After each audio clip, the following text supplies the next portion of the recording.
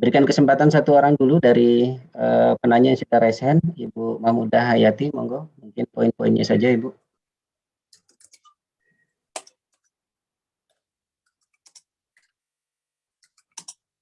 Terima kasih. Assalamualaikum warahmatullahi wabarakatuh. Waalaikumsalam warahmatullahi wabarakatuh. Saya akan menyampaikan hal yang sangat unik di Pengadilan Agama Selong, bahwa Pengadilan Agama Selong adalah pengadilan agama yang paling banyak perkara warisnya. Dengan jumlah pihak itu, kadang satu perkara itu sampai 45, dan terakhir pernah ada 120 perkara. Nah, yang jadi masalah, semua perkara kebendaan kami buat kebijakan dia harus didaftarkan secara ekod. Nah, yang jadi masalah begini, ketika pihak tergugat itu, misalnya tergugat itu jumlahnya 20, dikuasakan hanya 5 orang, kemudian turut tergugatnya 30, tidak dikuasakan. Nah, ya boleh nggak ada sidang elektronik sebagian pihak? Jadi sebagian pihak ini yang apa namanya, yang berkuasa, yang memberikan kuasa kepada advokat yang sidang elektronik, sedangkan yang lainnya tidak, karena mereka kadang tidak paham gitu. Itu yang pertama. Artinya begini, terkadang pihak yang tidak menguasakan kepada pihak lain ini tidak mau memberikan kuasa, tidak mau bersidang secara elektronik, mereka ingin hadir gitu. Nah, yang pihak yang lain lagi ingin sidang secara elektronik. Nah, ini ada dualisme kadang nih, sering kita bingung. Selama ini kami mengungkapkan bahwa selama dua belah pihak itu tidak setuju, maka dia tidak bisa. Nah, yang pertanyaan kan boleh nggak itu sebagiannya yang litigasi, yang sebagiannya tidak. Yang kedua, bagaimana kalau pihak tergugat tadi yang dikuasakan kepada kuasa ini yang hadir, sementara turut tergugat tidak pernah hadir, itu melakukan persetujuan untuk sidang secara litigasi. Itu saja. Terima kasih. Terima kasih Ibu Ketua Pengadilan Agama Selong. Ini cukup menarik ya. Mungkin langsung saja kepada Ustadz Anton ini. Saya awali dulu. Monggo Ustadz. Ya. Terima kasih. Jadi begini, Ibu, berkaitan dengan implementasi e-litigasi, itu bisa dilakukan pemeriksaan secara virtual, secara elektronik, itu jika disetujui oleh semua pihak. Jadi kalau ada 20 pihak, hanya 19 yang setuju untuk beracara secara elektronik, maka perkara tersebut tidak bisa dilakukan persidangan secara elektronik. Dalam aturannya seperti itu. Nah, jadi syarat dari e-litigasi itu adalah semua pihak setuju untuk beracara secara elektronik.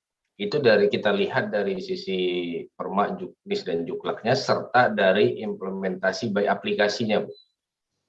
Jadi nantinya akan berdampak kepada, sampai dengan saat ini akan berdampak kepada masa upaya hukumnya.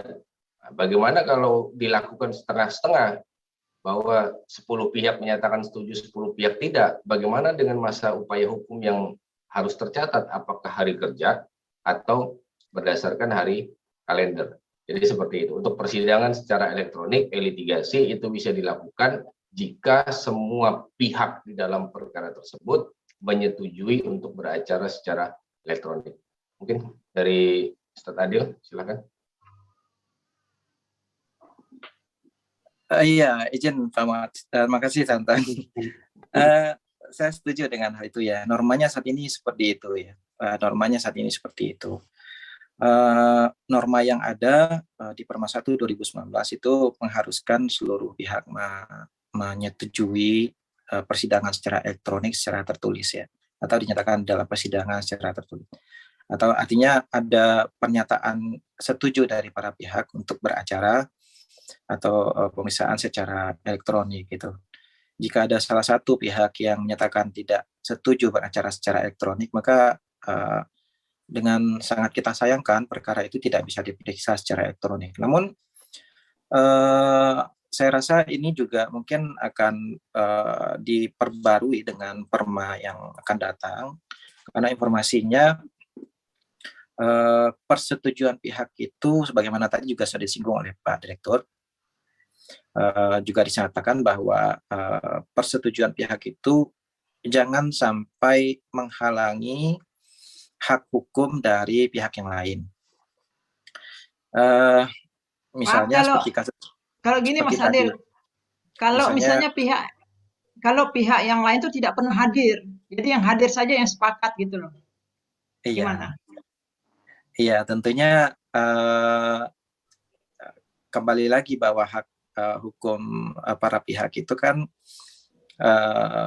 tidak apa ya, ada ketentuannya, ada perlakuannya di depan hukum jika mereka hadir atau tidak hadir ya. Karena normanya pada saat ini di Perma 1 2019 dan SK KMA dan SK Dirjen itu mengharuskan para pihak hadir gitu, itu mungkin perlu kita pahami. Tapi Bu Ketua, Ibu mohon izin, ini nampaknya nanti di Perma yang baru yang akan hadir itu tidak lagi memaksakan seluruh pihak itu setuju, karena pilihan hukum, pilihan prosedur itu semestinya juga diberikan berimbang antara penggugat dengan tergugat. Jangan sampai tergugat yang sudah menggunakan fasilitas dan menundukkan diri dalam hal ini, misalnya kalau saya pahami dalam hal penggugat sudah menundukkan diri dengan ketentuan yang ada di pengadilan, lalu penundukan dirinya itu kemudian gugur dengan ketidakmauan pihak lain dalam menggunakan fasilitas itu gitu. Itu mungkin bentuk dari sebuah ketidakadilan juga dalam tanda petik ya menurut kami. Sehingga nanti mestinya kita berharap nanti ke depannya di norma-norma yang baru itu mereka yang menundukkan diri dengan aturan Perma ini itu diberikan kesempatan untuk beracara secara elektronik, atau bagi mereka yang tidak menyatakan tidak bersedia untuk beracara secara elektronik, tetap dilayani di perkara yang sama untuk datang ke pengadilan gitu. Datang ke pengadilannya itu ya dengan berupa menyetorkan dokumen-dokumennya secara fisik, secara datang ke pengadilan, tapi tidak diperiksa lagi di pengadilan di dalam ruang sidang gitu. Artinya jangan sampai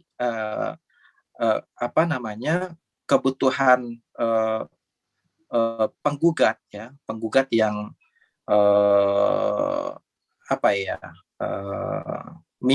menginginkan fasilitas persidangan secara elektronik itu terhenti gara-gara tergugat tidak bersedia beracara secara elektronik. Karena prinsip keadilan itu kan memberikan hak yang sama kepada para pihaknya. Jika para pihak menginginkan haknya untuk beracara secara elektronik, ya kenapa kita halangi dengan kepentingan tergugat yang tidak ingin beracara secara elektronik. Misalnya gini, jika pihak T tidak mau hadir di persidangan, apakah lantas kita tidak menyidangkan penggugat? Enggak kan? Nah gitu. Mungkin nanti pemahamannya bisa sampai ke sana gitu.